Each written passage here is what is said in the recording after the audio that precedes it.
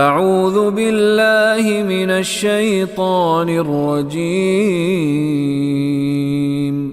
بسم اللہ الرحمن الرحیم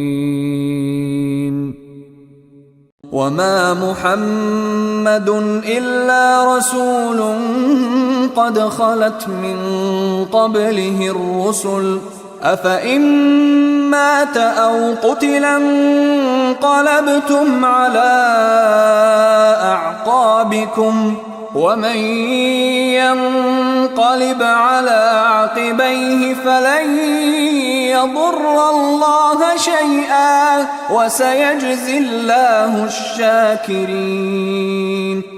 وہ اور ما نہیں، محمد اور نہیں ہے محمد صلی اللہ علیہ وسلم، یہ ہمارے حبیب جو آپ کے پاس آئے ہوئے ہیں نہیں ہیں یہ الا رسول سوائے رسول کے، یہ رسول ہیں ہمارے، بھیجے ہوئے ہیں ہمارے.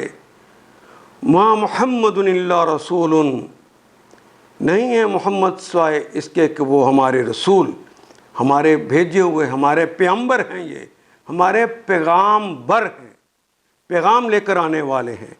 قد خلت، قد یقیناً، خلت پہلے بھی کلمہ ہے، گزر جانا، خلوت میں ہونا، دونوں معنی میں استعمال ہوتا ہے.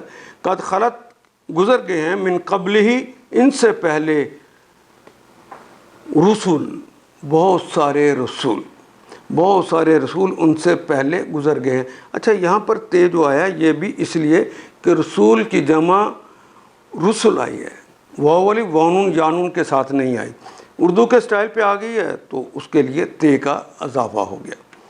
قد خلت من قبل ہی رسول، تو تم سے پہلے بھی بہت سارے رسول اللہ کے گزر چکے ہیں. افا ان آ کیا، فا پس، ان اگر، یہ اکٹھا لکھا گیا. افا ان کیا پس اگر، ما تھا اگر یہ ہمارے رسول فوت ہو جائیں اور قتلا یا قتل کر دیے جائیں، انقلب تم، کیا تم پلٹ جاؤ گے. انقلبا ینقلبو، انقلاباً کا لفظ ہم اردو میں بھی استعمال کرتے ہیں، الٹ پلٹ ہو جانا، کیا تم پلٹ جاؤ گے. الا پر، عقابکم، عقب کی جمع ہے عقاب، عقب کہتے ہیں ایڑی کو. عقابکم اپنی ایڑیوں کے بل کیا تم پلٹ جاؤ گے. ومن ینقلب، واو کے معنی اور، من کا مطلب جو یا کون، جو ینقلب جو پلٹتا ہے یا پلٹ جائے گا. انقلب ینقلبو، ینقلبو وہ پلٹتا ہے یا پلٹ جائے گا. علی عقبیہ، عقبی ایڑیوں کے، اصل میں ہونا چاہتا عقبینی، لیکن نون کے آخر پہ، یہ اسم کے آخر پہ ضمیر لگ گئی ہی، اس کے لگنے کی وجہ سے جو آخری نون تھا یہ حذف ہو گیا.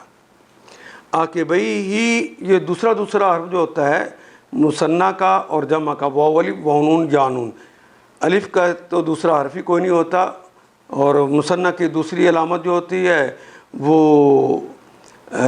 یانون، الف نون کا نون، یانون کا نون، یہ حذف ہو جاتا ہے. عاقبینی ہونا چاہیے، عاقبینی ہونا چاہیے تھا، دونوں جو ایڑیاں ہیں، عاقبینی ہی اپنی ایڑیوں پر، وینقلب علی عاقبیہ کہ وہ اپنی ایڑیوں سے پھر جائیں. ولن یضر اللہ شیئا، اور جو پھر بھی جائے گا اپنی ایڑیوں کے بل، فلن یضر، فا پس، لن نہیں، لن مضارع مستقبل میں نفی کرنے کے لیے آتا ہے.